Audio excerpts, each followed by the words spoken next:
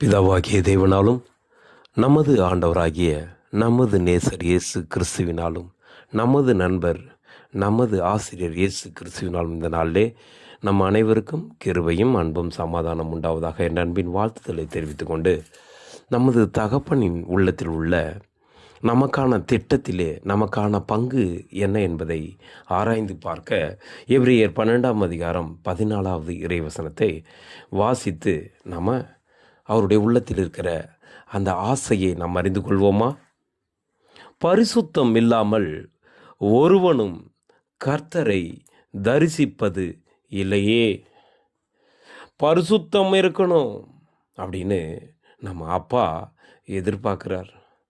நம்முடைய கேரக்டர் கிறிஸ்துவனுடைய வசனத்திற்குள் மறைந்திருக்கிற அந்த உண்மைகளை அறிந்து நம்முடைய கேரக்டர், அதை குணலட்சணத்தை நம்ம மாற்றிக்கிறோமா? அப்பா, அதிகாலையில் இந்த பலவீனம் எனக்குள்ளே மேற்கொள்ளுதுப்பா.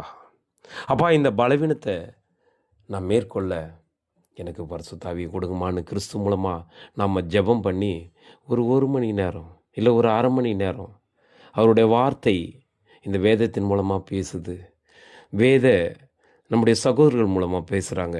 இது தேவனுடைய வார்த்தையா இல்லது வேறு வார்த்தையா? பரிசுத்த ஆவியின் நிறைந்து இந்த வேத வார்த்தை எனக்குள்ள கிரியை பண்ணி என்னுடைய பழைய மாம்சத்துக்குரிய அந்த குணலட்சணத்தை எடுத்து போடுதா? பரிசுத்தமாக இது என்னை கர்த்தரை தரிசிப்பதற்காக இது நடக்குதா அப்படின்னு நம்ம ஆராய்ந்து பார்த்து நம்ம ஒவ்வொரு நாளும் கிறிஸ்துவனுடைய அந்த வழிகாட்டுதலிலே நாம் நடக்கணும். யாரையும் பார்த்துடக்கூடாது. இந்த உலகத்தில் ஒருவனும் பாவம் செய்யாத மனுஷன் இல்லையே. வசனம் இருக்குல்ல, எல்லாரும் பாவி தான், நாம் கூட. ஆமாம், நாம் இந்த சரீரத்தில், இந்த அற்பமான இந்த சரீரத்தில் கொஞ்ச நாள் கிறிஸ்து நம்மளை ஆழ்ந்து கொண்டிருக்கிறார். இந்த கடைசி நாளில் அப்பாவை பற்றி எடுத்து சொல்லுகிறார். பரிசுத்தம் இருந்தால் தான் நான் அப்பாவை தரிசித்தது போல் நீங்களும் தரிசிக்க முடியும், நேரில் பார்க்க முடியும். சூரியனையும் அந்தகாரத்தில் இருக்கிற எப்பேற்பட்ட இந்த அண்ட சராசரங்கள் பார்த்துருக்கீங்களா? பகலில் அது அவ்வளோ அழகாக சூரியன் அப்பாவோட வார்த்தைக்கு அப்படியே கீழ்ப்படியுது. அது ஒரே இடத்துல தான் வச்சுருக்கிறார். பூமி தான் சுற்றுது. அது நம்மளுக்கு தெரியுமா? பெரிய பெரிய விஞ்ஞானிகளுக்கு தான் தெரியும்னு. நம்ம பார்த்திங்கன்னா, நீ எந்த திசையில் வீடு கட்டிக்கிற, வாஸ்து பிரகாரம் வீடு கட்டிக்கிறியா, இது இந்த மூலஸ்தானம், இந்த இடத்துல இது குபேர மூளை, இது அந்த மூளை, இந்த மூளைன்ட்டு பேசுகிறோமே. தேவன் படைச்சது எல்லாமே நல்ல மூளை தான். இந்த மூளை இருக்கு பார், நம்ம மனுஷ மூளை, அதுதான் சாத்தானுக்கு கொடுத்து கெடுத்து வச்சுருக்கோம். தேவனோட பிள்ளைங்க ஜாதகமோ அல்லது கிளி ஜோசியமோ இல்லை பில்லி சூனியமோ பார்த்துருக்கூடாது பிரதர். இவ்வளவு நாள் பார்த்துருந்துக்கலாம். இவ்வளவு நாள் நம்ம கிளி ஜோசியம் எடுத்துன்னு ரோட்டில் சுற்றுறவங்ககிட்ட போயிட்டு என் எதிர்காலம் எப்படி இருக்குது, எனக்கு நல்லது நடக்குமா அப்படின்னு பார்த்துருக்கலாம். அறியாமை உள்ள காலங்களை அவர் எண்ணாது இருக்கிறார். பேதுரு சொல்லியிருக்கார்ல, இப்போவோ கரெக்ட் டைமு, இப்போ நம்மளுக்கு கரெக்டான டைம். மன வரையிலிருந்து மணவாளன் வந்துட்டார், கிறிஸ்து வந்துட்டார். நாம் என்ன பண்ணோம்? பராக்கிரமசாலியாக இருக்கிற இயேசுக்கிட்ட ஓடி ஓடி ஓடி வந்துடணும் நாமோ. ஏன்னா வானத்தில் இருக்கிறார்னா அதோ இதுதான் அவருடைய ராஜ்யத்தில் இருக்கோம், ஆரம்பத்தில் இருக்கிறோம். பாருங்கள், ஒரு பெரிய பெரிய பெரிய சண்டைக்காரன் ஒரு எதிரி நாட்டை பிடிக்கணும் அப்படின்னா, இப்போ இங்கிலாந்து கூட நம்மளை அடிமைப்படுத்துச்சு. அவன் என்ன பண்ணுவான்? எடுத்த உடனே டெல்லியை போய் ஆக்கிரமிச்சிட்டானா, கொஞ்சம் கொஞ்சமாக அங்கே இருக்கிற குறுநில மன்னர்கள் அவங்கள ஆசை காமிச்சு, அவங்கள இருக்கிற சொத்தை காமிச்சு அபகரித்து அப்படியே பண்ணி கடைசியில் அவங்க மூலமாகவே நம்முடைய மன்னர்கள் தெரியும் இல்லைங்களா? நம்ம வரலாறு புஸ்தகத்தை, இந்திய வரலாறு புஸ்தகத்தை படிச்சிருப்போம். கொஞ்சமாக பிடிச்சி தான் குறுநில மன்னர்கள் அப்படின்ட்டு அப்புறம் கட்டபொம்மன் அப்படின்னு கட்டபொம்மன் எதிர்த்து நின்னார். அதுக்கு கீழே இருந்தவங்க நிறைய பேர் அவர் தூக்கில் போடுற அளவுக்கு பண்ணாங்க. உண்மையாக இருந்தார், அவரே தூக்கில் போட்டாங்க. பாருங்கள், அந்த இங்கிலாந்தில் இருக்கிறவங்களே நம்முடைய இந்திய தேசத்தை டெல்லியை ஃபுல்லாக கண்ட்ரோல் பண்ணுறதுக்கு முன்னாடி கொஞ்சமாக பிடிச்சி தான் அந்த டெல்லி கவர்மெண்ட்டை எடுத்துட்டாங்க. பல வருஷம் நம்மளை அடிமைப்படுத்தியிருந்தாங்க. இது மாதிரி தான் சாத்தானும் நம்மளை சின்ன சின்ன விஷயத்தில் பலவீனப்படுத்தி, சின்ன சின்ன காரியத்தில் நம்மளை விழத்தள்ளி, நம்முடைய ஸ்டேட்டஸை நம்ம வச்சோம்னா, அதில் அவன் என்ன பண்ணுவான், இந்த உலகத்தில் இருக்கிற சாத்தானுடைய ஆண்கள், ஒரு சில கேடுகெட்ட ஆண்கள், அவங்க மூலமாக நம்முடைய ஸ்டேட்டஸை பார்த்து அவங்க ஆறுதல் சொல்கிற மாதிரி வந்து கடைசியில் நம்முடைய கற்பை சூறையாட்டிட்டு காணாமல் போயிடுவாங்க. சரிங்களா? நாம் என்ன பண்ணணும்? உண்மையாக இருக்கணும், உண்மையாக நடக்கணும், பொறுமையாக இருக்கணும். கிறிஸ்து பொறுமையாக இருந்தார்ல. கிறிஸ்து எப்படி இருந்தார்? ரொம்ப பொறுமையாக இருந்தார். ஏன்னா நாமும் அவருடைய ஈடுபலியால் நாம் கிறிஸ்துக்குள்ளே நடப்போம் அப்படின்ற ஒரு வைராக்கியத்தை கொடுத்துருந்தார். அவர் வைராக்கியத்தை வச்சிருந்தார்.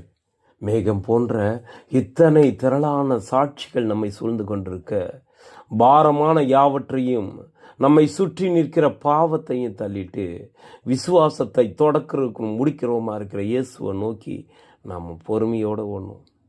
ஏன்னா பாருங்கள், இயேசு கிறிஸ்து தமக்கு முன்ன வச்சிருந்த நாமெல்லாம் ரட்சிக்கப்பட்டு பரலோக ராஜ்யத்தில் தேவனோடும் கிறிஸ்துவோடும் கன்னிமரியாளோடும் அப்போஸ்தலரோடும் நம்ம சந்தோஷமாக அகமகிழ்ந்து அங்கே அவர் கூட ஒரு இருக்கிற சந்தோஷத்திலே இந்த சிற்றின்பம் இருக்குல்ல, இதெல்லாம் சின்ன சின்ன ஆசைகள், அற்பமான காரியத்துக்காக இன்னைக்கு ஆண்கள் பெண்களை சூறையாடுறாங்க, பெண்கள் ஆண்களை கூட சூறையாடுறாங்க. இந்த காலத்தில் எப்படி சூறையாடுறாங்க? ஒரு ஆண்கள் முன்னாடி பேசும் பொழுது துப்பட்டா போடுறதில்ல. தேவனுடைய சபையில் வந்தால் அந்த அந்த முடி தான் அவங்களுக்கு ஒரு மகிமை.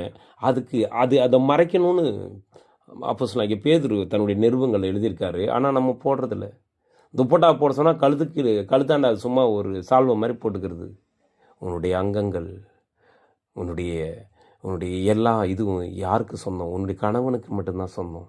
புருஷனுக்கு கணவன் தான் தலை, கணவனுக்கு தான் புருஷன் தலை, கணவனுக்கு தான் கிறிஸ்து தலை, கிறிஸ்துக்கும் நம்மளுக்கெல்லாம் தேவன் தலை. இதுதான் அந்த அந்த அந்த அந்த ஆர்டர். ஆனால் இன்றைக்கி பாருங்கள், ஒரு சில பெண்கள் தான் புருஷனை கையில் போட்டுட்டு, நான் சொல்கிறத நீ கேட்டால் இருக்கலாம், இல்லைனா நீ ஓடிப்போ ஃபாரினுக்கு, கஷ்டப்படு பண்ணு, நான் என் கூட நான் இருப்பேன்ட்டு சில பெண்கள் கூட இருக்கிறாங்க. இன்றைக்கி எங்களுடைய செக்யூரிட்டி இதில் வரும்போது சொல்கிறாங்க, கதறாங்க, எவங்கூடையே போய் இருந்துட்டு என் புருஷன் அவன் கண்டிஷனாக இருந்திருப்பான், அதை விட்டுட்டு அவன் உளுந்து கஷ்டப்பட்டு எவ்வளோ எட்டுன்னு வந்து தர புரிஞ்சிக்காமல் இருந்திருக்கலாம், உணர்வுகளை புரிஞ்சிக்காமல் இருந்திருக்கலாம். அதுக்காக எவனோ ஒருத்தர் ஸ்டேட்டஸை பார்த்து ஆறுதல் சொல்கிறான், அவன் பின்னாடி ஓடிட்டா. யூதாஸ் அவன்.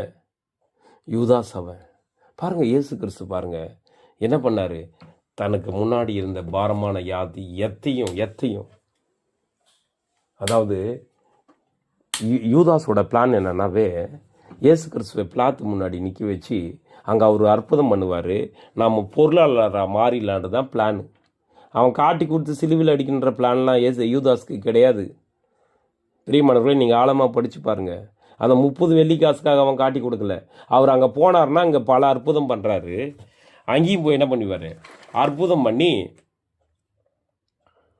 ஓகே பண்ணிவிடுவார்னு நினச்சான். அங்கே போனால் அவர் சிலுவில் அடிக்க போகிறான்னு போட்ட உடனே போயிட்டு திருப்பி கேட்குறான், அந்த பரிசேயர்கிட்ட போய் கேட்குறான், குற்றமில்லாத ரத்தத்தை நான் காட்டி கொடுத்துட்டேன். அப்போது இந்த வெள்ளிக்காசு வேணான்ட்டு அவன் முன்னாடி வீசுகிறான். ஏன்னா இயேசு கிறிஸ்து அங்கே அற்புதம் பண்ணி ராஜாவாயிடுவார், இவர் அமைச்சராயிடலான்னு பிளானு. சாத்தான் பாருங்க எப்படி யூஸ் பண்ணிட்டான் பாருங்க. ஒரு பரலோகத்தில் அந்த ஒரு 12 தூணா நிற்கிற ஒரு சபையில் பெரிய கிறிஸ்துவோட சீடனா நிற்கிற அந்த பெரிய பதவி அற்ப சந்தோஷத்தில் விட்டான்ல, விட்டுட்டான். 3.5 வருஷம் பாருங்க. யூதாஸ் தான், யூதா கோத்திரத்திலிருந்து வந்தவங்க 2 பேர் தான். ஒன்று இயேசு கிறிஸ்து, ஒன்று யூதாஸ் காரியோத். இவங்க தான் யூதாஸ், அந்த யூதா கோத்திரத்திலிருந்து வந்தவங்க. நம்ம சொல்லுவோம்ல, எங்க என்னண்டா இவன், என் செக்யூரிட்டி என்னண்டா இவன் அப்படின்னு சொல்கிறேன்ல. நான் கூட அப்படி தான் சொல்லுவோம். எங்கன்னா பெரிய ஐடி கம்பெனி போனோம்னா, நீ நம்ம என்னண்டா, நீ நம்ம செக்யூரிட்டிடா, நான் உன் ஜாதியா அப்படின்னுவேன். இதுக்கு தான் ஜாதி பார்க்கணும். பறையன், பிராமணன், இவன் இந்த ஆசாரியன், இது நாடாரு, இதை பார்த்துடக்கூடாது. இதை பார்க்குறவன் சாத்தானுடைய தூதன் தான். பைபிள் நல்லா இருக்குது. அவருக்குள்ள ஒரே சரீரம் நாமும். இது ரைட்டு கை பறையன், லெஃப்ட் கை பிராமணன் எல்லாம் சொல்லுமா? கிறிஸ்துவோட தலை, நம்மளோட சரீர அங்கம், இது ஒரே சரீரம். இதில் என்னங்க மாறுபாடு? இது வெள்ளையாக இது சிவப்பாக இருந்தால் ஒத்துக்குவாங்களா? நம்முடைய பார்க்குறவங்க நம்மளை அவலட்சணமாக பார்க்க மாட்டான். இன்றைக்கி மற்ற புறஜாதி கிறிஸ்துவர்கள் அப்படி தானே பார்க்குது. கிறிஸ்துவோட கேரக்டர் இல்லையா? நான் நாடாருக்கு ஒரு கோயில் இருக்குது கன்னியாகுமரி சைடில். நம்ம அப்படி இருக்கிறோமா? பிரியமானவர்களே, நம்ம எப்படி இருக்கிறோம்?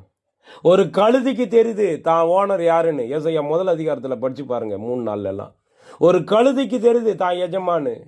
ஒரு இந்த ஜல்லிக்கட்டு அலங்காநல்லூர் காளைக்கு தெரியுது தான் ஓனரு, தன்னுடைய ஓனரோட புள்ள இதுன்னு.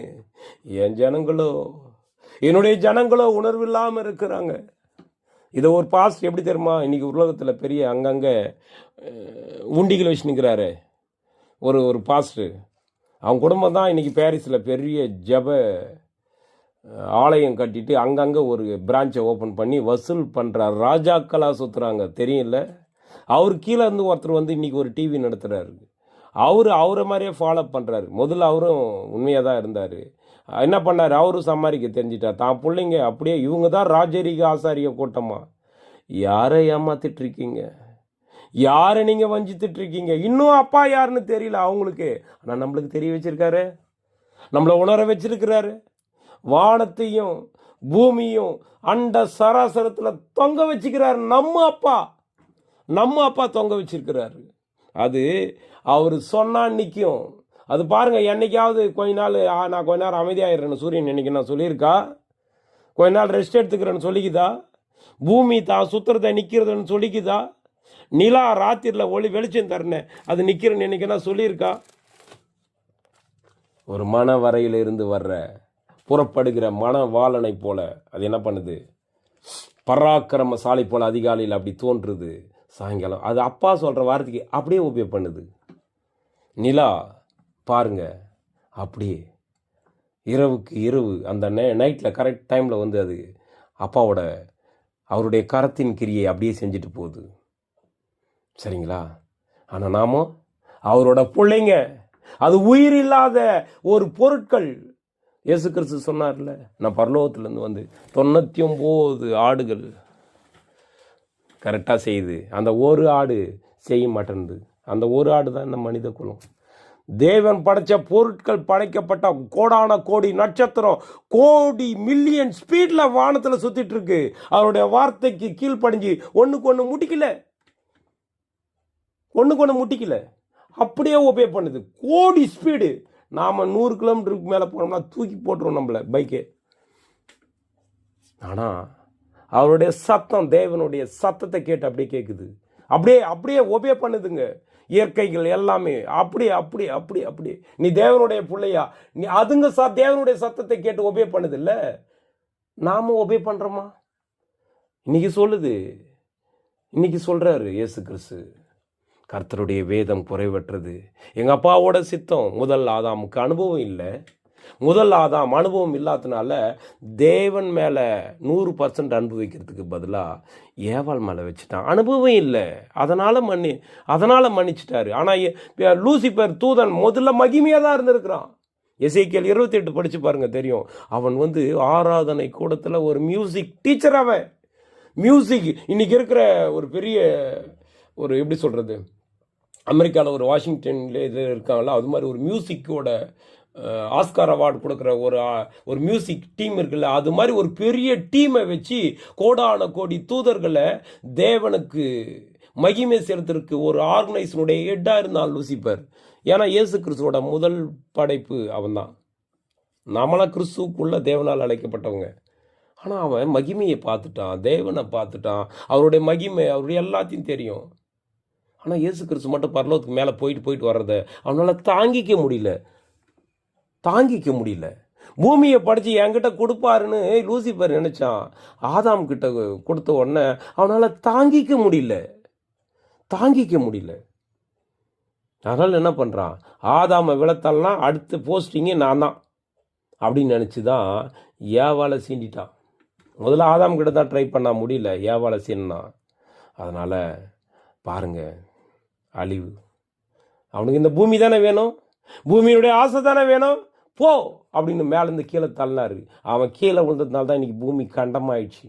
அது முதல்ல அழகாக தான் இருந்திருக்கு. அவன் மேலேருந்து அவ்வளோ பராக்கிரமசாலி அவன். ஆனால் பாருங்கள், இயேசு கிறிஸ்துவும் தேவனும் பூமியில் மேலே வானத்தில் பரலோகத்துலேருந்து தள்ளி விட்டாங்க. ஆனால் அவனுக்குள்ளே வச்சிருந்த அந்த, அதாவது ஒருத்தன் நினைக்கிறது அறியுறது, வானத்தில் தேவதூதனாக மாறி, அதான் பிதா ஏவாளுக்கு முன்னாடி கூட அப்படி தான் பண்ணியிருக்கான். தேவர்களை நீ தேவர்கள் போல ஆவின்னு அவன் முன்னாடி தேவர்களா அப்படி நின்று காமிச்சிருக்கிறான். அதை பார்த்தா ஏமாந்துட்டா ஏவா. இன்றைக்கி நம்மளை கூட அப்படி பல பேர் ஏமாற்றுவாங்க. கழுதை அறிஞ்சுது, கழுதைக்கு ஓனர் யாருன்னு தெரியுது, நம்மளுக்கு தெரியல. சரியா? அதுதான் ஏக்கமாக இருக்கார். அப்போ என்ன பண்ணோம்? பொறுமையை காண்பிக்கணும். விசுவாசத்தில் குறைவாக இருக்காங்களா நம்மளுடைய சகோதர சகோதரி, அவங்களுக்கு தேவனுடைய வார்த்தையை சொல்லிவிட்டு கிரியையிலையும் காமிக்கணும். சொல்லிட்டா மட்டும் போதாது பிரதர், கிரியையில் காமிக்கணும். அவங்களுக்கு ஒரு சின்ன உதவியா ஓடி போய் அவங்களுடைய அண்ணனா நீங்கள் செய்யுங்க, அவங்களுடைய தம்பியாக செய்யுங்க, அவனுடைய மகனாக செய்யுங்க, அவனுடைய மகளாக செய்யுங்க. வேற மாதிரி செய்துடாதீங்க.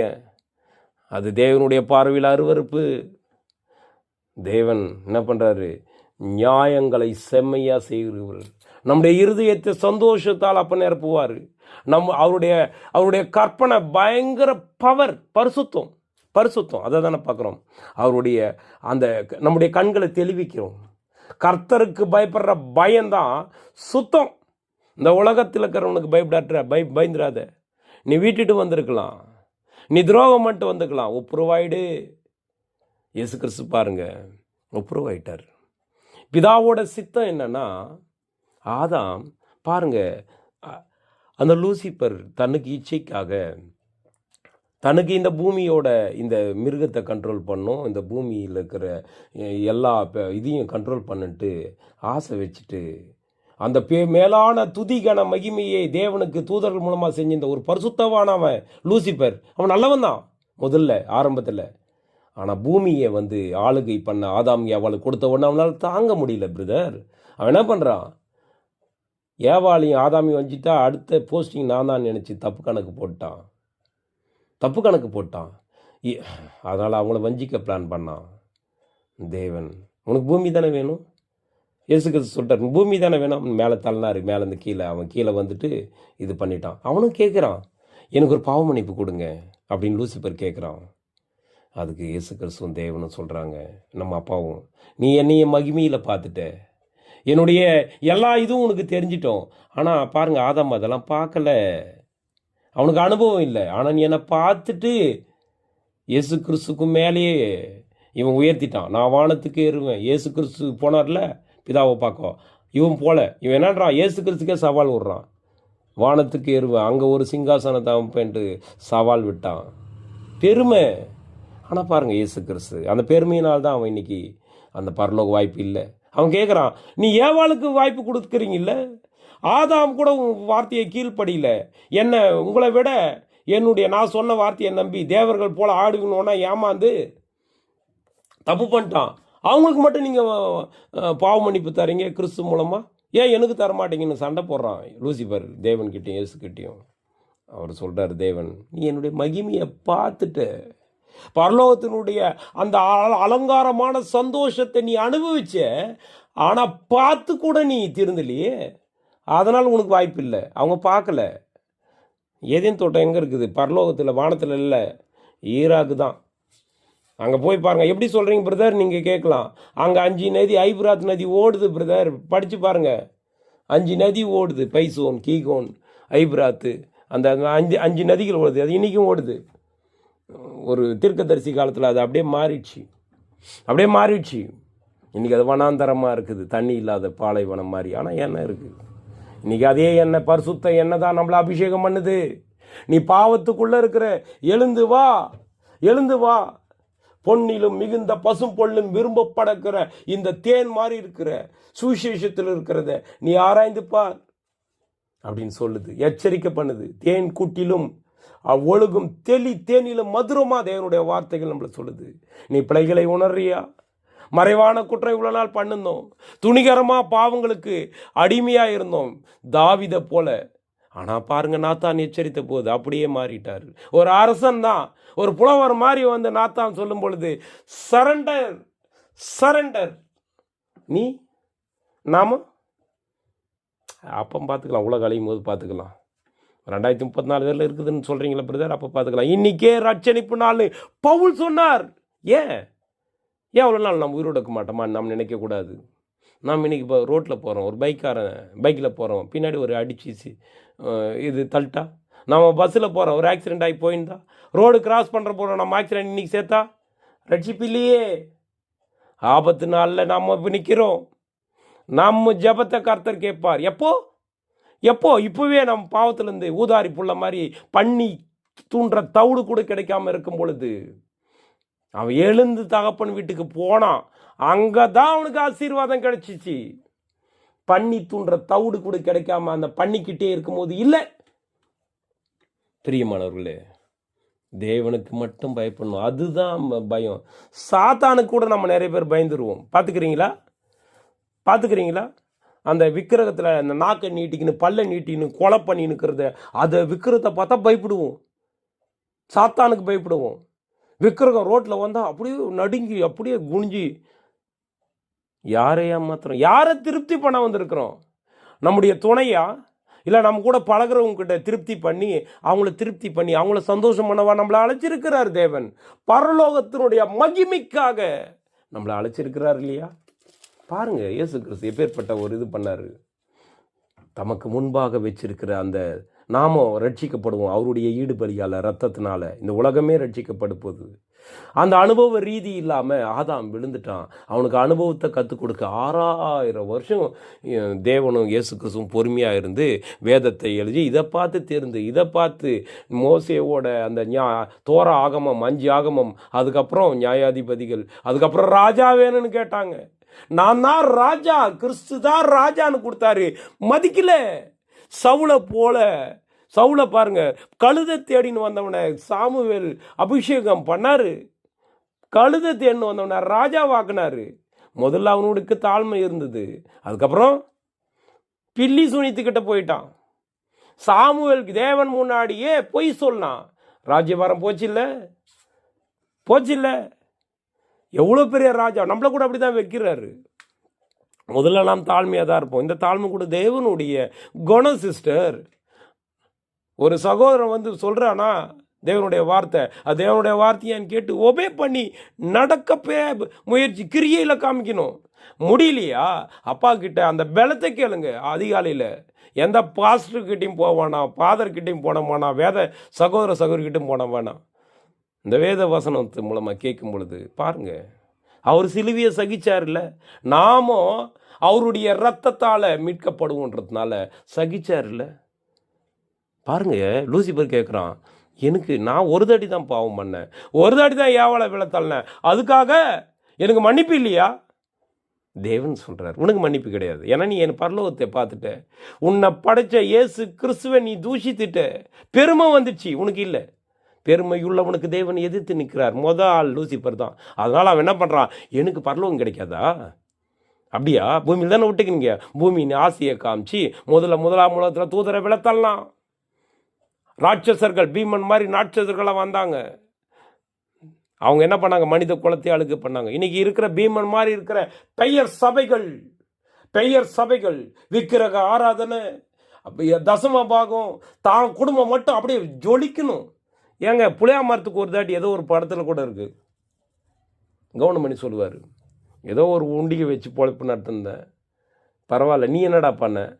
அண்ணே, நான் உங்களை மாதிரியே தான் உண்டிகை வச்சேன், ஆனால் புளியா மரத்துக்கு ஒன்று வச்சு உண்டிகள் கட்டி வசூல் பண்ணேன், அதான் உள்ளே கூட்டின்னு வந்து இதோ எனக்கு மாமியார் வீட்டில் வச்சுட்டாங்க, அதான் ஜெயிலில் வச்சுட்டாங்கன்னுவான். அது மாதிரி தான் இன்றைக்கி இருக்கிற பாஸ்டர். உச்சக்கட்ட நட்சத்திரம். நான் பேங்க் வேலையில் இருந்தேன், நான் தேவன் என்னை அழிச்சிட்டார், நான் விட்டுட்டு வந்துட்டேன், இன்னைக்கு எனக்கு ஒன்றும் இல்லை, என் பிள்ளைய விட்டு இன்னைக்கு ஒன்றும் இல்லைன்ட்டு காசை வாங்கி ஃபோட்டோ அமிச்சா போதும், அவங்க ஜெபம் பண்ணாங்கன்னா நம்மளுக்கு ஆசீர்வாதம் வந்துடுமா?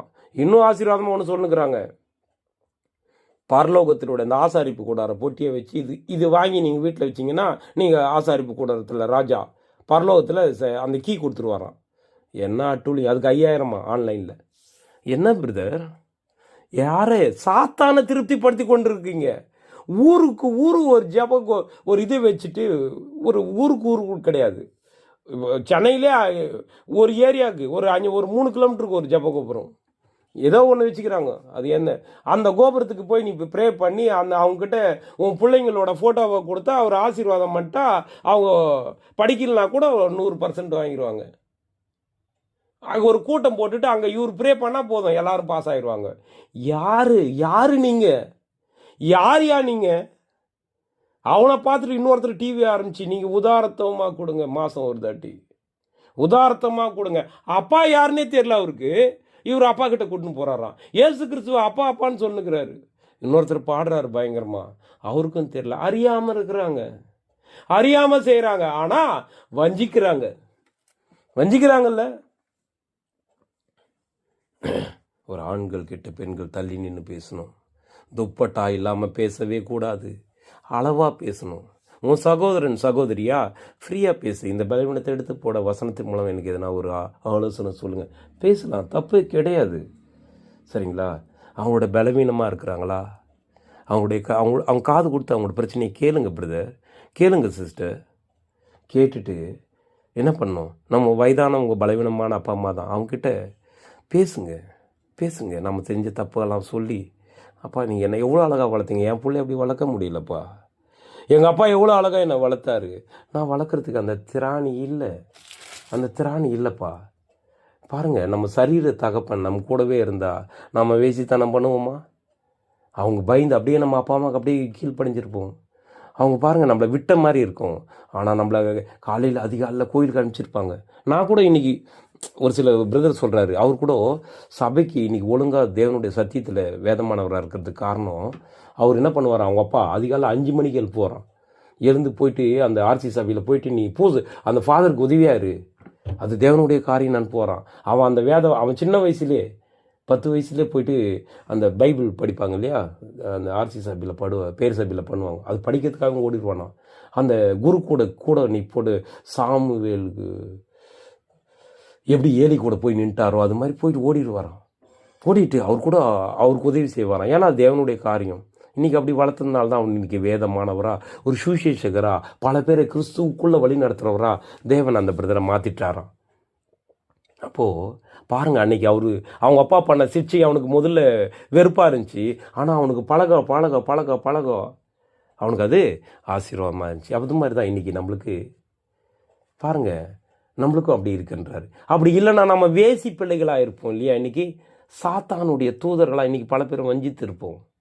நம்ம பலவீனத்தில் விழுந்துட்டோம் சிஸ்டர், தப்பு இல்லை. இப்போ எழுந்து வர சொல்கிறாரு. இப்போ கிருபையின் காலம், லாஸ்ட் டே, இன்றைக்கி எழுந்து வா. அன்னைக்கு பாருங்கள், லூசிபர் கேட்குறான், ஒரு தாட்டி பாவம் பண்ண மன்னிச்சிருங்கப்பா அப்படின்னு கிறிஸ்து கிட்ட கேட்டா, நீ மகிமையை பார்த்துட்டு இல்லை. ஆனால் பாருங்கள், அவங்ககிட்ட இருக்கிற திறமையை எடுக்கலை லூசிபர் கூட இருக்கிற பாரு. நம்முடைய மெயின்டு நம்ம என்ன நினைக்கிறோம் அப்படின்றது லூசிபருக்கு தெரியும், நம்ம கூட இருக்கிற சகோதரன் கூட தெரியாது. கிறிஸ்துக்கு எப்படி தெரியுமோ அதே பவர் அவர் கொடுத்தாரு, எடுக்கலை. எப்போ இந்த இந்த இந்த 2ஆம் உலகம் முடிகிற வரலும், 3ஆவது உலகம் ஆரம்பிச்சிச்சு. 3ஆவது உலகம் கிறிஸ்துவனுடைய ராஜ்யம். இப்போ எப்படி பாருங்கள், அந்த குறுநில மன்னர்கள் என்ன பண்ணாங்க, இங்கிலாந்து வந்து குறுநில மன்னர்கள் கொஞ்சம் கொஞ்சமாக பிடிச்சி ஆட்சியை பிடிச்சிட்டாங்க. அது மாதிரி தான் இயேசு கிறிஸ்து 1874 தனக்கான ராஜாக்களை ஃபஸ்ட்டு 12 பேர் எடுத்துன்னு போயிட்டார், கன்னிமரிகளோட சேர்த்தி. அது ப்ளஸ் 12+.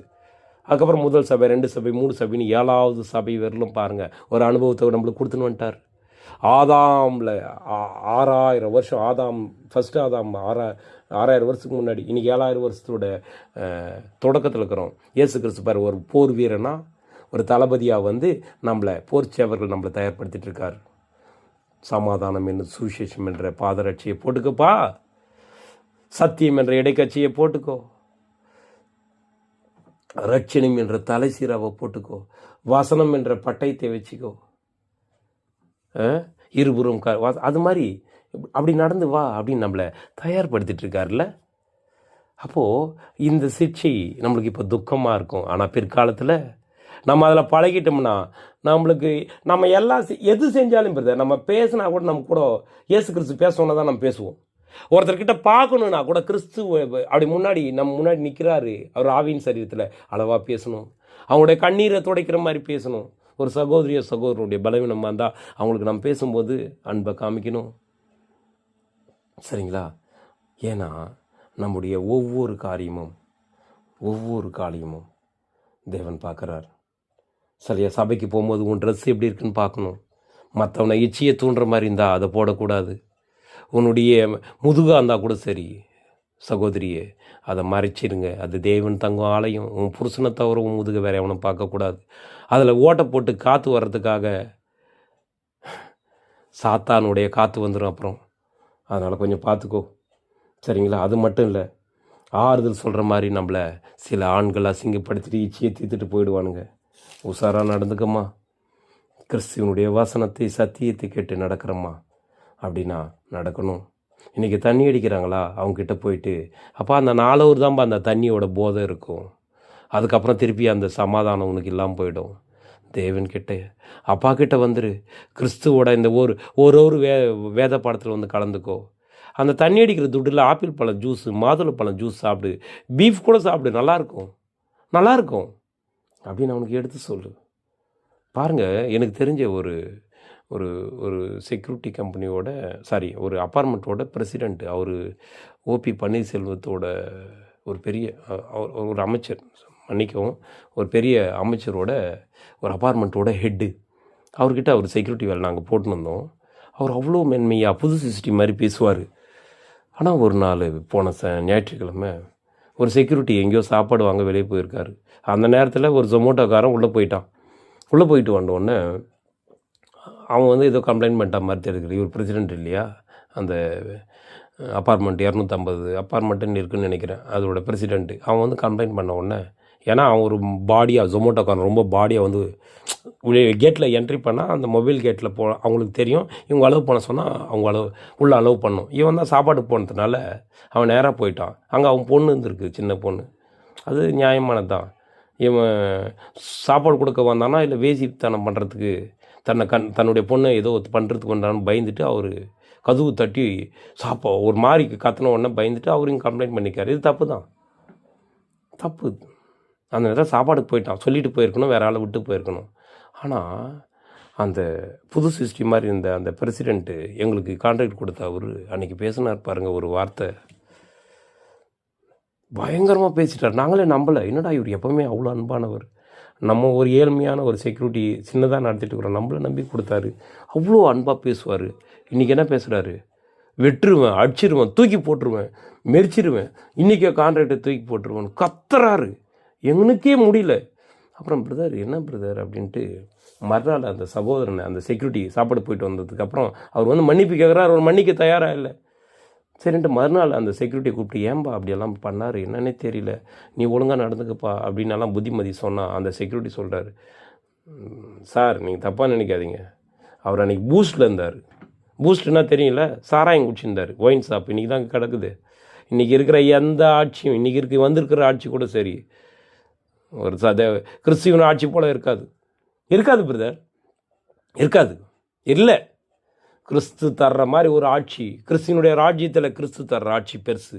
அதனால தான் கிறிஸ்து நம்மக்கிட்ட வந்து இப்போ அவர் ராஜ்யத்தில் தொடக்கத்தில் இருக்கிறோம். தளபதி அவரோடைய பாடுகளை சகித்தால் அவரோடைய ஆளுகை செய்யும். கிறிஸ்துவோட பாடுகளை நம்ம சகிக்கிறோம் பாருங்கள். அவர் என்ன பண்ணுறாரு, போர் சேவர்கள் நாம, கிறிஸ்து தளபதி. நாம் இப்போ என்ன பண்ணோம், அந்த கவசத்தை போட்டு நிற்கிறோம். சமாதான சுவிசேஷன்ற பாத ரட்சை, வசனம் என்ற பட்டயம், விசுவாசம் என்ற கேடகம், ரட்சன், இந்த இதை போட்டு நம்மளாம் நிற்கிறோம். நம்ம நினச்சிக்கங்க, ஆவிக்குரிய சரீரத்தில் நம்ம கிறிஸ்துங்க நிற்கிறாரு, நம்ம கூட அப்படி நிற்கிறோம். அப்படியே கற்பனைக்குள்ளே வந்துடுங்க. இப்போ நம்ம என்ன பண்ணுறோம், இங்கிலாந்துக்காரன் மாதிரி நாம் வந்துட்டோம். இப்போ இயேசு கிறிஸ்து தான் இங்கிலாந்துக்காரன்னு வச்சுங்களேன், ஃபாரினர், பரலோகத்தினுடைய ராஜா வந்துட்டார், நாம் சுற்றி நிற்கிறோம் போர் சேவர்களாக. இந்த 1,44,000 பேரில் லாஸ்ட்டு ஸ்டேஜில் நிற்கிற இந்த 60 மாணவர்கள்னு நினச்சிக்கிங்களேன். நம்ம அப்படியே போட்டு ட்ரெஸ்ஸை போட்டு நிற்கிறோம். இப்போ என்ன பண்ணுறாரு, இங்கிலாந்துலேருந்து இந்தியாவை பிடிக்கிற மாதிரி, இது சாத்தானுடைய உலகம் இல்லையா, இது பிடிக்கிற மாதிரி நம்ம நிற்கிறோம். பரலோகத்தினுடைய ராஜாக்கள் நாமோ, அதுக்கு முன்னாடி நம்மளுக்கு ட்ரைன் அப் தர்றாரு. முதல்ல ட்ரைனிங் ஆகிட்டார் நம்ம தளபதி இயேசு கிறிஸ்து. இப்போ நம்மளுக்கு ட்ரைன் அப் பண்ணுறாரு, நம்மளை அவருடைய சரீர அங்கமாக இருக்கிற நம்மளை ட்ரைன் அப் பண்ணுறாரு. இப்போ நம்ம என்ன பண்ணுறோம், அவர் கூட நிற்கிறோம். அவர் சொல்கிறாரு, இதை பண்ணுன்றார். எதை பண்ணு, சாத்தானுடைய ஏவுகணை எப்படி வருது, இச்சை வெட்டு, இந்த பக்கம் பொறாமை வெட்டு, இந்த பக்கம் கோபம் வருதா, அதை வெட்டு. நம்மளுக்கு ட்ரெயின் அப் பண்ணுறார். ஆவியின் கனிகள் கலாத்தியர் 5:22 சொல்கிறார், வெட்டு. உனக்கு உன்னுடைய சத்தியத்துக்கு நடக்காமல் ஒரு சகோதரன் வரான், அவனை வெட்டு.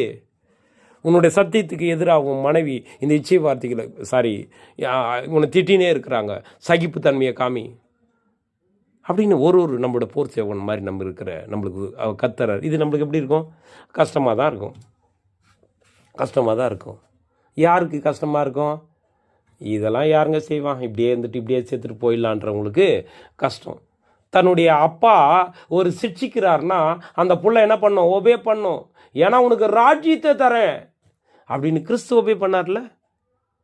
பரலோகத்தின் கோடான கோடி தூதனுடைய ஹெட் அவர். பெரிய அப்பாவோட ஒரே புள்ள, இந்த அண்ட சராசரத்துக்கே ஒரே புள்ள. இன்னைக்கு இருக்கிற தமிழ்நாடுக்கு நீ ஹெட்டாக இருக்கலாம், இந்தியாவுக்கு ஹெட்டாக இருக்கலாம், இல்லை இந்த உலக நாடு ஐக்கிய சபையில் நம்புறாங்களா? இதுக்கெல்லாம் இல்லை. இதெல்லாம் ஒரு அற்ப அதிகாரம். நாம் பரலோக ராஜாவோட பங்காளி, கிறிஸ்துவோட பங்காளி. நம்ம தேவனோட பிள்ளைங்க, கிறிஸ்து மாதிரியே நம்மளை பார்க்குறாராம். அப்போ நம்ம எவ்வளோ அதுக்காக இந்த போர் சேவனான்னு கொஞ்சம் சிக்ஷை கொடுக்குறாரு. இதில் உண்மையாக இருந்துரு. தகப்பன் தானே சிக்ஷிக்கிறாரு. எதுக்காக? பரலோகத்தில் ராஜாதி சிஸ்டர் நீங்கள், ராஜா பிரதர் நீங்கள். அப்போ என்ன பண்ணோம்? நாமளே நம்முடைய அப்பா அம்மா இருந்தால் நம்ம வேசித்தனம் பண்ணுவோமா? நம்ம வீட்டில் கூட்டின்னு வெற்றுவார் நம்ம அப்பா, உலகத்தானே. அப்போது தேவன் இப்போ நம்ம பண்ணுறல யாருக்கும் தெரியாமல் போயிட்டு எங்கேனா எங்கேயோ போயிட்டு விட்டுருவாரா? கனி தரணும். ஆவியின் கனியான அன்பை காமிக்கணும், பொறுமையை, நிதானத்தை, தாழ்மையை, இச்சையடக்கத்தை. சகோதர அன்பை காமிக்கணும். சகோதரனை சீண்டி விடுறியா? நீ சாத்தானோட வேலை செஞ்சிட்ருக்க பிரதர். இப்போ அற்பமாக தெரியும், சரியா? பிற்காலத்தில் அதில் பழகணும் உங்களுக்கு. நாம் இங்கே அது மாதிரி பழகிட்டோம். இச்சையை மேற்கொள்கிற ஒரு அதிகாரத்தை அந்த பிரதருக்கு இப்போ வாங்கிட்டாராம். மற்றவங்கள மதிக்கிற தன்மை அவர் வாங்கிட்டாராம். பரலோகத்தில் நம்மளை வேதமாக வச்சு, இவனை பார்த்து படிங்கய்யா, இவ்வளோ நாள் அக்கிரமம் பண்ணான், இவ்வளோ நாள் வேசித்தனத்தில் இருந்தான், இவ்வளோ நாள் பொய்யில் இருந்தான், இவ்வளோ நாள் மற்றவங்களுடைய பணத்தை அபகரிச்சுருந்தான். இன்றைக்கி பார், அவன் தெரிஞ்சிட்டான்ல, நீயும் திருந்து.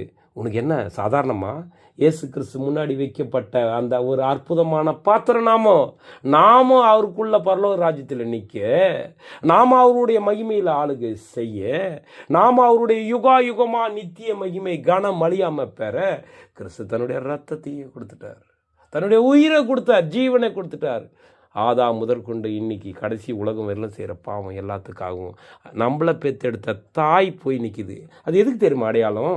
நான் கூட ரொம்ப நாளாக யோசனை பிரதர், அது எப்படி இயேசு கிறிஸ்து 2000 வருஷத்துக்கு முன்னாடி சேர்த்துட்டார், உயிர் தெரிஞ்சுட்டாருக்குன்னு எல்லாம் சொல்கிறாங்க. அதெல்லாம் நம்புகிறோம் நம்ம வேதத்தின் பிரகாரம். அது எப்படி இன்றைக்கி செய்கிற பாவத்துக்கு அவர் அன்னைக்கு சாக முடியும் பிரதர்? பாருங்கள், இப்போ சுத்தாவி அவருக்கு நேரம் அளவில்லாமல் கொடுக்கப்பட்டுச்சு. பேதுரு பாருங்கள், மறுதளிக்க போகிறான்றது முதல்ல சொன்னாரா? நான் இப்போ உயிர் தேழுவேன்னு முதல்ல சொன்னாரா? நீங்கள்லாம் என்னோட ஜெயம் கொடுக்குறவன் என்னோட கூட ஆளுகை செய்ய போன்னு முதல்ல சொன்னார்ல 2000 வருஷத்துக்கு முன்னாடி யோவானுக்கு. எல்லாமே தெரியும் பிரதர். யோவானாவே போயிட்டு இன்றைக்கி இருக்கிற கிறிஸ்துவ ராஜ்யத்தில் போய் நிற்க வச்சு இப்படி காமிச்சு இந்த 7 சபைக்கு என்னென்ன நடக்குன்னு வெளிப்படுத்தின சுவிசேஷன் எழுதி வச்சுக்கிறார்ல. நம்மளுக்கு அவருக்கு தெரியும், அவருக்கு அவ்வளோ பரிசுத்தாவி இயேசு கிறிஸ்துக்கிட்ட தேவன் கொடுத்துருக்காருல. அதனால தான் நாம் அடுத்து என்ன, நம்ம கிறிஸ்துவனுடைய போர் சேவர்களாக இருந்து ராஜ்யத்தில் நிற்போமா இல்லை ஓடி போயிடுவோமா எல்லாமே அவருக்கு தெரியும். ஆனாலும் சுயமாக விட்டுருக்காரு. நீ நல்லது பண்ணி தகப்பனுடைய சிக்ஷையை ஒபே பண்ணி கிறிஸ்துவனுடைய வழியில், கிறிஸ்துவனுடைய கேரக்டரை இந்த உலகத்துலேயும் குடும்பத்துலேயும் சபையிலையும் ஒர்க் பண்ணுற இடத்துலையும் பொருளில், அதாவது பணத்துலேயும் நீ உண்மையாக இருக்கணும் எல்லார்கிட்டையும். ஏன்னா அவங்களும் கிறிஸ்துவனுடைய அங்கம்தான். உன்னுடைய சகோதரன் ஒவ்வொரு மனிதனும் கிறிஸ்து. அவங்ககிட்ட வஞ்சித்தா கிறிஸ்துவ வந்திக்கிற மாதிரி அப்படி யோசித்து பழகணும், அப்படி பேசி பழகணும், சரிங்களா? அப்படி பழகும்போது நம்மளை தாங்க. பாருங்கள், ஒருத்தன் பண்ணான் பைபிளில், யார் தெரியுமா? பைபிளில் தான் உதாரணம் காமிக்கணும். அதாவது 1 பேதுரு 4:11 சொல்கிறது, ஒருத்தன் போதித்தால் அவன் வேத வாக்கியங்களையும் போதிக்கணும். அங்கே அடிச்சு ஒரு அக்பர் பீர்பால் கதையெல்லாம் இங்கே விடக்கூடாது அப்படின்னு சொல்கிறார் பேதுரு. ஏன்னா வேத வாக்கியங்களை ஒருத்தன் போதித்தால் வேதத்தில் இருக்கிற சம்பத்தை வச்சு சொல்லணுன்றார். உதாரணத்துக்கு வேணால் நம்ம சின்னது சொல்லலாம், ஆனால் போதிக்கிறது இந்த பாருங்கள். இப்போ ஒருத்தரை பார்க்கலாமா? பாருங்க, ஈசாக்குக்கு 2 பிள்ளைங்க. நியாயப்பிரமாணத்தில் இருக்கும்போது அவர் ஒரு நியாயப்பிரமாணம் வர்றதுக்கு முன்னாடி ஒரே பொண்டாட்டியோட ஒருத்தன் வாழ்ந்தான்னா அது அபிரகாம் கூட வாழல. விசுவாசத்தின் தகப்பனாடு அபிரகாம் கூட வாழல. ஏன்னா ஃபஸ்ட்டு ஆகார் கூட, அப்புறம் சாரால் கூட, அதுக்கப்புறம் நிறைய பேர் கூட இருந்திருக்கார், கேத்துருவால் கூட. அப்போது இங்கே யார் பாருங்கள், நியாயப்பிரமாணம் வர்றதுக்கு முன்னாடி ஒருத்தர் பர்ஃபெக்டான ஜோடி பைபிளில், பர்ஃபெக்ட் ஜோடி, பவர், அந்த நியாய கட்டளை, நியாயமான பிரமாணம்னா காடோட ரூல் வர்றதுக்கு முன்னாடி ஒரே பொண்டாட்டியோட வாழ்ந்தவர் ஒருத்தர் யார் தெரியுமா? ஈசாக்கும் ரெபேக்கால் தான். அவங்க நிழலாக அங்கே இருந்தாங்க. இன்றைக்கி ஈசாக்கு மாதிரி யாவே தகப்பன் பொருளாக இருக்கிறாரு. சாரி, அபிரகாம் மாதிரி அவர். ஈசாக்கு வந்து இயேசு கிறிஸ்து மாதிரி. அபிரகாம் வெட்ட சொல்லும் போது போய் மேலே படுத்தாரா? மோரியா மலையில் படுத்தார்ல அபிரகாம். தான் அப்பா தன்னை வெட்டுறாரு, போய் மேலே படுத்தார்ல, விறகு கட்ட மேலே. தன்னை அப்பா கொலை பண்ணுவார்னு தெரிஞ்சே படுத்தார் ஈசாக்கு. அதே பாருங்கள், நிழல் அங்கே நடந்தது. பொருளை பாருங்கள், அதே மோரியா மலை தான் கல்வாரி மலை. அதே அபிரகாம் தான் யாவே தகப்பனுக்கு அடையாளம். அங்கே பாருங்கள், யாவே தகப்பன் இந்த உலகத்துக்காக ஒரு மீட்கும் பொருளாக நீ சாகணும், ஈடுபலியாக நீ சாகணும். இந்த பிசாசினுடைய அந்த சாத்தான் உலகத்தில் என் பிள்ளைங்க 6000 வருஷம் நாய் மாதிரி கஷ்டப்பட்டுனுக்குறாங்க, அந்த குஷ்ட ரோகத்தில் விழுந்துக்கிறாங்க. அதுக்காக ஒரு பரிசுத்த ரத்தம் சிந்தணும். ஆடு மாடு ரத்தம் பரிசுத்தம் இல்லை. அது ஒரு ஒரு அவங்க திருந்தணும்னு நான் வச்ச ஒரு பலி. நம்ம ஆளுங்க சாத்தான் அவன் எல்லாரையும் தேவனை பார்க்க முடியாமல் விக்கிரகத்தை காமிச்சு அதுக்கு பலியிட்டா போதுன்ட்டு அந்த யோரோபயாம் பண்ண மாதிரி கண்ணுக்குட்டியை வச்சு அவன் அந்த 10 கோத்திரத்தை அபகரித்த மாதிரி இன்றைக்கி அவன் பண்ணிக்கு சாத்தான் உலகத்தில் சாத்தான் தன்னுடைய போப்பாண்டர், ஆயர்கள், குருக்கள், பாஸ்டருங்களாம் வச்சு ஏமாத்தினுக்கிறான். நீ எப்படி பண்ணாத, நீ எப்படி பண்ணாத அப்படின்னு சொல்லிட்டு நம்மளை போதிக்கிறார் இல்லையா? நம்மளை போதிக்கிறார் இல்லையா? நாம் திருந்துறோமா? விக்கிரகாரதனா என்ன? நற்கருணை எடுத்துன்னு ரோடாக சுற்றி நிற்கிறோமே, அது வந்து அப்படி ஒரு பொருளில் கடவுள் இருக்கிறாருன்னு நினைக்கிறது பேர் விக்கிர ஆராதனை. அது எதுவானா இருக்கட்டும். பைபிளில் ஒருத்தன் ஒரு ஒரு ஒரு ஒரு ஹாஸ்பிட்டலில் தலைக்கு தலைகாணி கீழே வச்சுப்பார். ஏன்னா அந்த இயேசு கிறிஸ்துவும் பிதாவத்தையை வந்து அந்த பைபிள் மூலமாக அவர் ஆசீர்வச்சிருவாராம். என்ன மாய்மாலம்! அதில் தேவனுடைய ஜீவன் உள்ள வார்த்தை இருக்குது. அதுக்கு நீ ஒபே பண்ணாதான் அது ஒன்று அந்த குஷ்ட ரோகத்திலேருந்து நீக்கும். தெளிவாக சொல்கிறாரு. இன்றைக்கி பல அறியாதவர்கள் செய்கிறாங்க, தப்பு இல்லை. இன்றைக்கி பாருங்கள், தேவனை அறியாதவங்க என் வேலையை விட்டுட்டு வந்துட்டேன், நான் ஒரு பெரிய பேங்க் வேலையை விட்டு வந்துட்டேன், இன்றைக்கி உங்களுக்காக தேவன் அழைச்சிக்கிறார். எங்களை பாருங்கள், நான் எல்லா வேலையை விட்டு என் குடும்பம் மட்டும் சூட்டு கோட் போட்டு ஹெலிகாப்டர் கூட வந்து இறங்குறாங்க, டிவி நடத்துகிறாங்க. அப்பான்னு சொல்கிறிய நீ, கிறிஸ்துவ அப்பான்னு சொன்னாவே தேவனுடைய பரலோக ராஜ்யத்தில் இல்லைன்ட்டு யோவான் 17:3 சொல்லிட்டாரு. ஒன்றான மெய் தேவனாகிய உண்மை அறிவதும் நீர் அனுப்பினவராகிய இயேசு கிறிஸ்து யாருன்னு தெரிஞ்சாதான் என் நித்திய ஜீவன். தெளிவாக இருக்குய்யா. ஆனால் ஏமாத்துறிய நீ. உன் குடும்பமும் உன் மருமகளும் உன் மகனும் பெருசாகிறதுக்கோசரம் எல்லாருடைய ரத்தத்தையும் உறிஞ்சி குடிச்சுன்னுக்கிறீங்களாப்பா. உங்களை தான், இந்த அமைப்பை தான் தேவன் கிறிஸ்து மூலமாக வந்து அடிக்கிறதுக்கு வந்துக்கிறார். பாருங்கள், அன்றைக்கி இங்கிலாந்துலேருந்து வந்து இயேசு கிறிஸ்து, அதான் பரலோகத்துலேருந்து வந்து இயேசு கிறிஸ்து என்ன பண்ணுறாரு?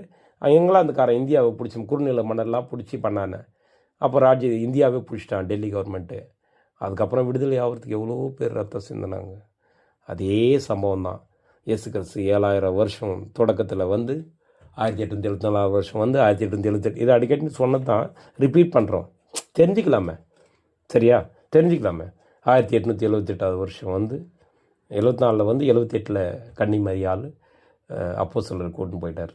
புனிதர்கள் ஒருத்தர் கூட இல்லை பிரதர், இல்லை. இவங்க என்ன பண்ணுறாங்க? இவங்களாம் போப்பாண்டவர் அபிஷேகம் பண்ணி இவங்களாம் புனிதர்கள், இவங்க தான் நம்ம வழிகாட்டுதல். இயேசு கிறிஸ்து மட்டும்தான் வழி, நானே வழியும் சத்தியமும் ஜீவன். புனிதர்களை ஏன் போய் ஃபாலோ பண்ணுறீங்க? அந்தோனியாருக்கு ஒரு கோயில், தோமையாருக்கு ஒரு கோயில், பெரிய கல்றையாக வைக்க ஒரு இன்றைக்கி இருக்கிறது 3 பேருக்கு தான், சீடர்களுக்கு தான். தோமையாருக்கு, அந்த பக்கம் 2 பேருக்கு, ஃபாரினில் 2 பேர், யாக்கோபுக்குன்னு நினைக்கிறேன். இவங்க 2 பேர் மேலே தான் கல்றை இருக்குது. இதுதான் புனித இடம்னா. ஏங்க, மோசேவை விட்டுருந்தா இன்னைக்கு மோசையை கடவுளாக்கி இருப்பாங்க. இயேசு கிறிஸ்து என்ன பண்ணார்? அந்த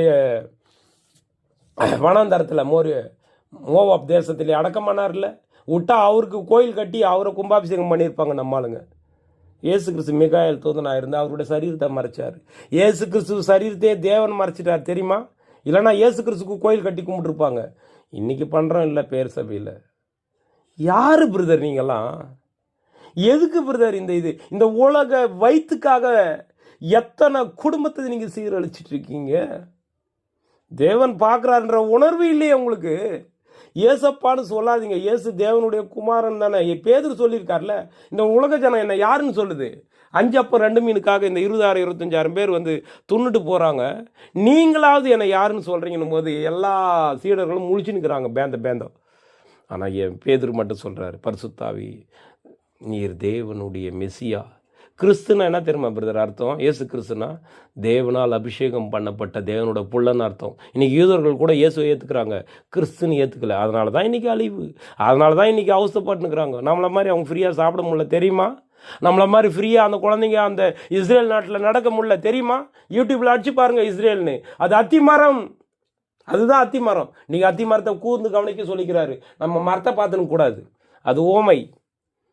இஸ்ரேலில் நடக்கிறது எல்லாமே தேவனுடைய சொந்த நகரத்தில் தேவனுடைய பிள்ளைங்க யூதர்கள் இன்னும் இயேசுவை கிறிஸ்துன்னு ஏற்றுக்கல, அபிஷேகம் செய்யப்பட்டவர்னு ஏற்றுக்கல.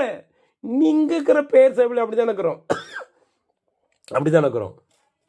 புது உடன்படிக்கையாக இருக்கிற மத்தியஸ்தராக இருக்கிற இயேசு கிட்ட ஆபேலோட ரத்தம் பேசுது. நாம் தப்பு பண்ணா திருட்டுத்தனமா நம்முடைய ரத்தம் கீழே போட்டா அந்த ரத்தம் பேசும். மற்றவனை ஏமாத்தினா அந்த ரத்தம் பேசும். அசையாத ராஜ்யத்துக்குள்ளே நம்ம நிற்கிறோம். இப்போது இயேசு கிறிஸ்து வந்து எப்படி அந்த இங்கிலாந்துக்காரன் வந்து இந்தியாவை பிடிச்சி ஃபஸ்ட்டு குறுநில மன்னர்கள் பிடிச்ச மாதிரி இயேசு கிறிஸ்து வந்து நாம தான் குறுநில மன்னர்கள் சகோதரி. நீங்கள் எஸ்தர் ராணி, நீ ஒரு ரெபேக்கால், நீ ஒரு ரூத்து, உங்களெல்லாம் கூட்டின்னு போகிறார். நீ தான் தானியல் மாதிரி, நீ விக்டர் அப்படின்னா ஜெயம் பெற்றவன் அர்த்தம். அப்புறம் அந்த பிரதரையும் சபைக்குள்ள அவர் என்ன பண்ணாராம், பரலோகத்துக்கே இப்போ போகலையா, ஆனால் இப்போவே என்ன பண்ணுவாராம், அவர் பரலோகத்துக்கு இயேசு கிறிஸ்து கூட மாதிரியே இமேஜினேஷன்லாம் வச்சுப்பாராம். சரிங்களா? அது மாதிரி ஒரு ஆசை வைங்க பிரதர். நீங்கள் கூட இயேசு கிறிஸ்து கொடுக்க இருக்கிற மாதிரி ஒரு ஏதோ வச்சுக்கிறீங்க, வேணால் முடிஞ்சால் சும்மா உங்கள் ஆசைக்காக வச்சுக்கலாம். ஆனால் அப்படி இல்லை இயேசு கிறிஸ்து அப்படி இல்லை. இயேசு கிறிஸ்து ஆவியின் சரீரத்தில் இருக்கிறார். அதனால சொல்லிட்டார் விடுதலை பயணம் 25 ஓவியத்தையும் வச்சுக்காதீங்க. வச்சுக்க ஒரு இதுக்காக சொன்னோம், அதுக்காக தேவனுடைய வசனம் பிரகாரம் வச்சுக்கூடாது, அப்படியெல்லாம் வச்சுக்கூடாது. அப்போ என்ன பண்ணணும்? கிறிஸ்து மத்தியஸ்தர், அவருடைய ரத்தம் என்ன அப்போ என்ன, அவர் வந்து ஜெயம் பெற்றுட்டார்ல. அவர் பாருங்கள் அடி உதப்பட்டு காரி ஒரு பரலோக ராஜாவோட புள்ள, தேவனுடைய ஒரே செல்ல, அவர் மடியில் தவழ்ந்து நிற்கிற ஒரு அற்புத குழந்தை, அதிசயமானவர். அவர் பேர் அதிசயமானவர் இருக்குல்ல. நீங்கள் நியாயாதிபதிகள் புஸ்தகம்லாம் பாருங்கள், அவருடைய பேர் அபிஷேகம் நிறைந்தவர்.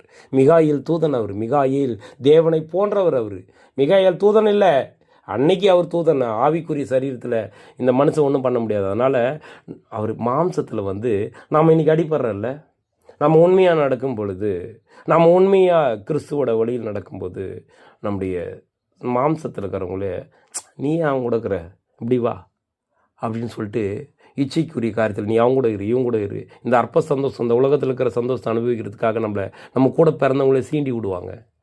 நம்ம இந்த உடம்பு தேவன் தங்கும் ஆலயம், இதை நான் பரிசுத்தமாக எங்கள் கணவருக்கும் தேவனுக்கு மட்டும்தான் அப்படின்ட்டு உண்மையாக ஓடினா போதும். இந்த சிக்ஷையை நீ அனுபவிக்கணும், போர்ச்சேவகனே அனுபவிச்சா போதும். நாம் தான் அந்த குறுநில மன்னர்கள். இங்கிலாந்துக்காரன் வந்து இந்த குறுநில மன்னரை பிடிச்ச மாதிரி இயேசு கிறிஸ்து வந்து நாம தான் அந்த போர்ச்சேவர்கள் நம்ம நிற்கிறோம். நம்மளை பிடிச்சிக்கினார். நம்ம மன்னர் தான் கிறிஸ்துவோட அந்த அண்ணன் தம்பி. இப்போ நம்மளை பிடிச்சிக்கின்னு இப்போது எப்படி இந்தியாவை சாத்தானுடைய உலகத்தில் இருக்கிற மன்னர்களை பிடிச்சா போதும். அவன் இங்கிலாந்துக்காரன் இந்தியாவை பிடிச்ச மாதிரி நம்ம சாத்தான் உலகத்தை பிடிச்சி, இந்த சாத்தான உலகத்தில் இருக்கிறவங்க, பேர் சேவையில் இருக்கிறவங்க, விக்கிரக ஆராதனைக்காரங்க, நற்கர் என்ற பேரில், தேர் என்ற பேரில் ஏமாற்றி நிற்கிறவங்க, தசமபாகம் ஃபோட்டோ வச்சு ஜெபமான ஆசீர்வாதன்றவங்க எல்லாரையும் நம்ம மெரிக்க போகிறோம். நம்ம கிறிஸ்துவோட நின்று ஆளுகை செய்ய போகிறோம்.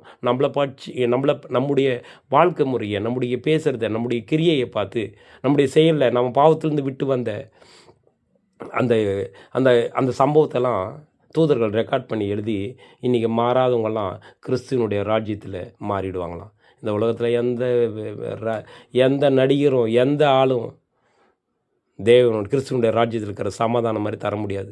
கிறிஸ்துவனுடைய ராஜ்யத்தில் போலீஸ் ஸ்டேஷன் இருக்காது, கண்ணீர் இருக்காது, மாதவிடாய் பெண்களுக்கு இருக்காது, கர்ப்ப வேதனை இருக்காது, கண்ணீர் இருக்காது, பசி இருக்காது, குருடா இருக்க மாட்டான், செவிட இருக்க மாட்டான், நடக்க முடியாதவன் இருக்க மாட்டான். எல்லாரும் கிறிஸ்துவனுடைய வழியில் நடப்பாங்க. எல்லாரும் குருடனெல்லாம் கிறிஸ்துவனுடைய அப்பா இதுக்கு இந்த ராஜ்யத்துக்கு தானே காத்துனோம் அப்படின்னு எல்லாரும் வருவாங்க. ஐயோ இந்த விக்கிரகத்தை நம்பி நான் கோடி கோடியாக போய் மலை மேலே கொட்டினேனே அப்படின்றவங்கெல்லாம் வருவாங்க. இந்த முட்டி போட்டு நடந்து வந்து வந்து பார்த்தேன், அதுக்கப்புறம் அக்கிரம் பண்ணேன். ஆனால் உண்மையான தெய்வத்தை நாங்கள் பார்த்துட்டு இந்த உலகமே கிறிஸ்து வழியில் நடக்குமா கிறிஸ்துவனுடைய ராஜ்யத்தில். அப்போ அது எட்டா நாமளும் கிறிஸ்துவும் அப்போஸ்தலரும் கன்னிமரியாளோட ஒன்றா ஜாலியாக இருப்போமா பரத்தில். நம்முடைய வாழ்க்கை முறை வேதமாக ஆயிருக்கும், அதை அவங்க பார்த்து திருந்துவாங்களாம். அப்போ நம்ம எவ்வளோ பெரிய பாக்கியவதி சிஸ்டர்.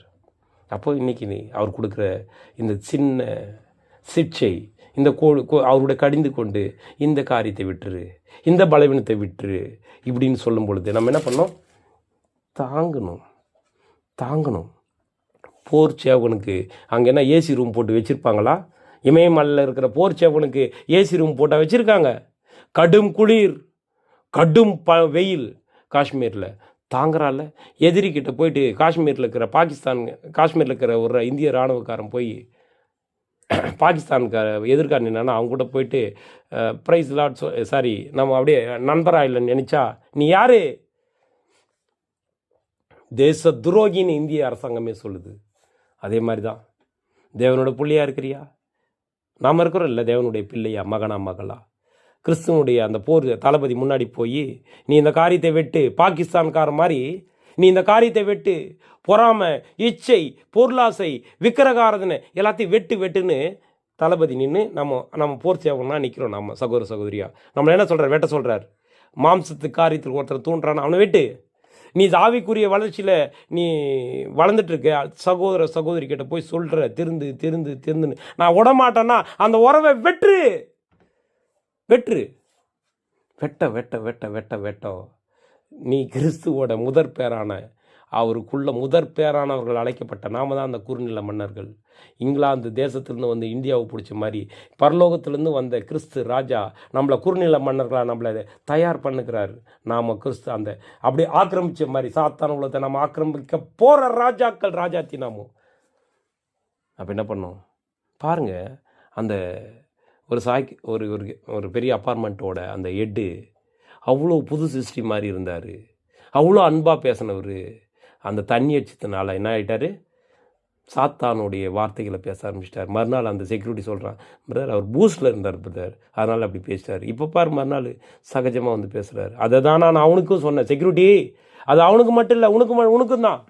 நீ தண்ணி அடிக்கிறல்ல, 30 நாள் வேலை செய்கிற, 31ஆவது நாள் போய் நீ தண்ணி அடிச்சுட்டு பஸ் ஸ்டாண்டில் விழுந்து கிடக்கிறிய நாய் மாதிரி விட்டுரு.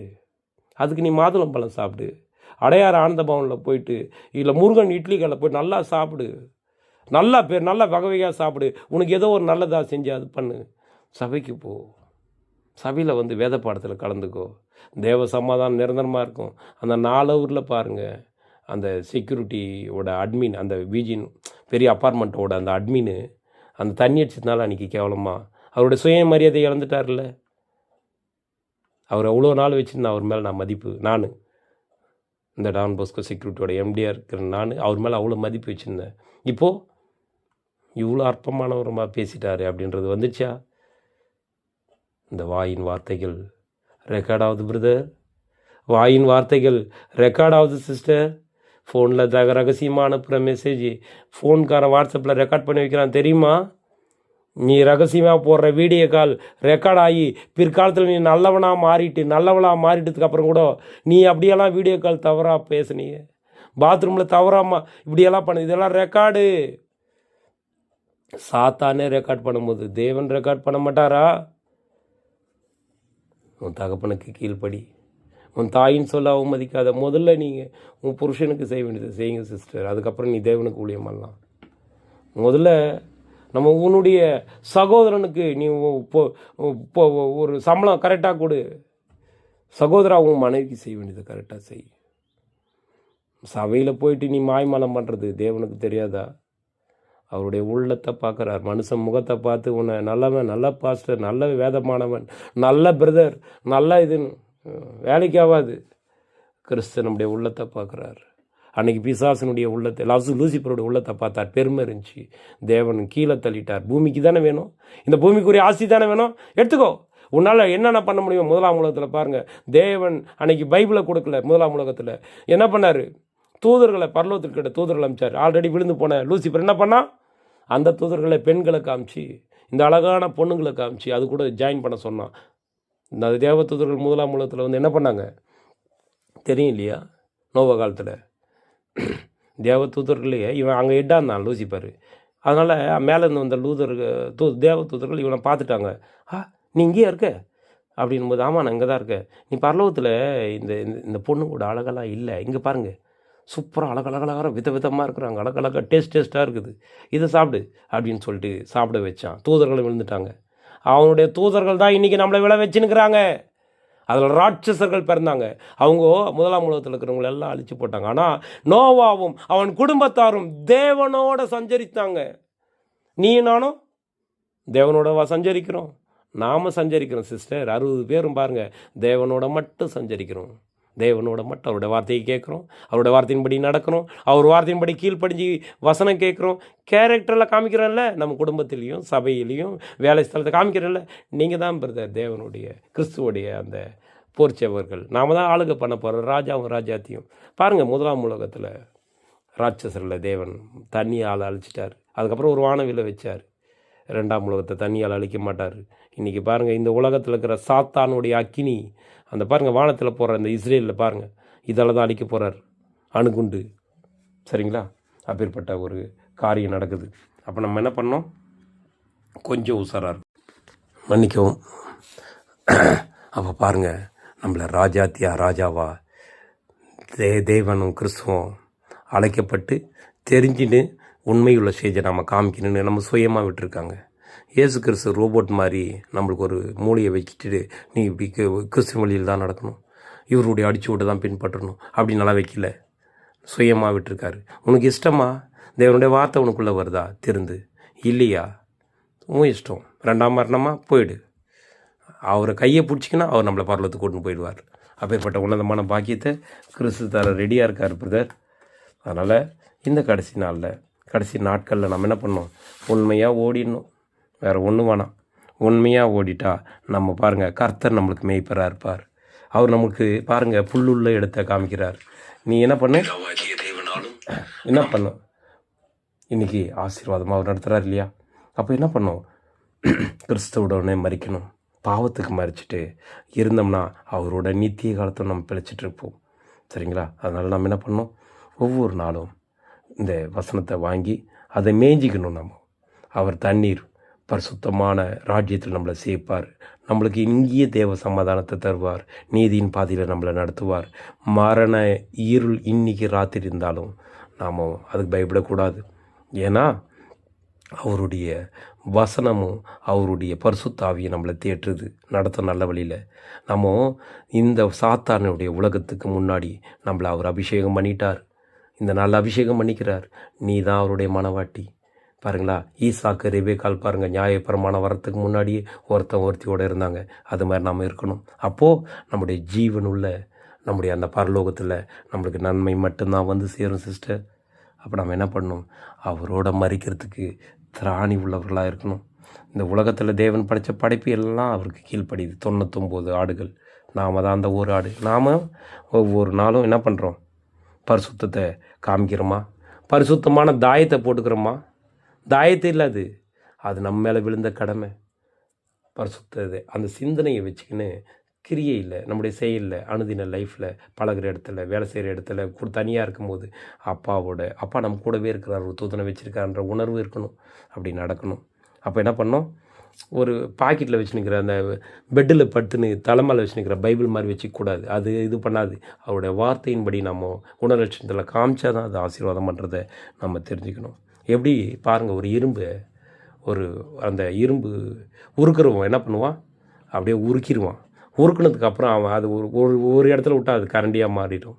ஒரு இடத்துல விட்டால் அது ஒரு பாத்திரமாக மாறும்.